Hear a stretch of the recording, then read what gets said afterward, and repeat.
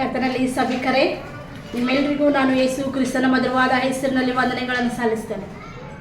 ಈ ದಿನ ನಾವೆಲ್ಲರೂ ದೇವರ ವಾಕ್ಯವನ್ನು ಧ್ಯಾನ ಮಾಡಲಿಕ್ಕಿದ್ದೇವೆ. ಸತ್ಯವೇದದಲ್ಲಿ ದಯವಿಟ್ಟು ತೆಗೆಯಿರಿ.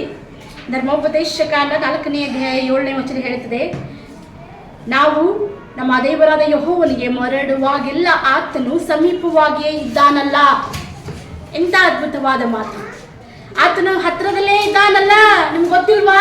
ನಿಮಗೆ ತಿಳಿದಿಲ್ವಾ? ನಿಮಗೆ ಯಾರಾದರೂ ಹೇಳಿಲ್ವಾ?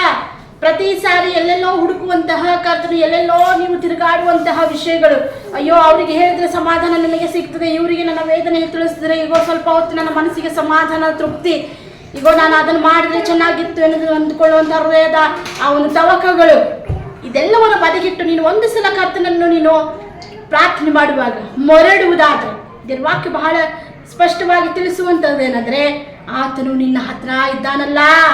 ನಿನಗೆ ಗೊತ್ತಿಲ್ವಾ? ನೀನು ತಿಳಿದಿಲ್ವಾ? ನೀನು ನೋಡಿಲ್ವಾ? ನೀನು ಕಂಡುಕೊಂಡಿಲ್ವಾ? ಈ ದಿನದವರೆಗೂ ಇಷ್ಟು ವರ್ಷಗಳಾದರೂ ಸಹ ಈಗಲಾದರೂ ಮನಸ್ಸಿಗೆ ತಂದುಕೋ. ಈಗಲಾದರೂ ಈಗ ಕರ್ತನು ನಿನ್ನ ಸಮೀಪದಲ್ಲಿ ಇದ್ದಾನೆ ಎನ್ನುವಂತಹ ಒಂದು ಮನಸ್ಸು, ಆ ದೃಢತೆ, ಆ ಒಂದು ಪ್ರಾರ್ಥನೆ ಜೀವಿತ, ಖಚಿತತೆ ನಿನ್ನ ಹೃದಯದಲ್ಲಿ ಉಂಟಾಗಲಿ. ಕರ್ತನಲ್ಲಿ ಪ್ರಿಯರೇ, ಹಾಗಾಗುವಂತೆ ಕರ್ತನು ನಿಮ್ಮೆಲ್ಲರಿಗೂ ತನ್ನ ಕೃಪೆಯನ್ನು, ತನ್ನ ಶುಭವನ್ನು ಅನುಗ್ರಹ ಮಾಡಲಿ. ಆಮೇನ್. ಹಲ್ಲೆಲೂಯಾ.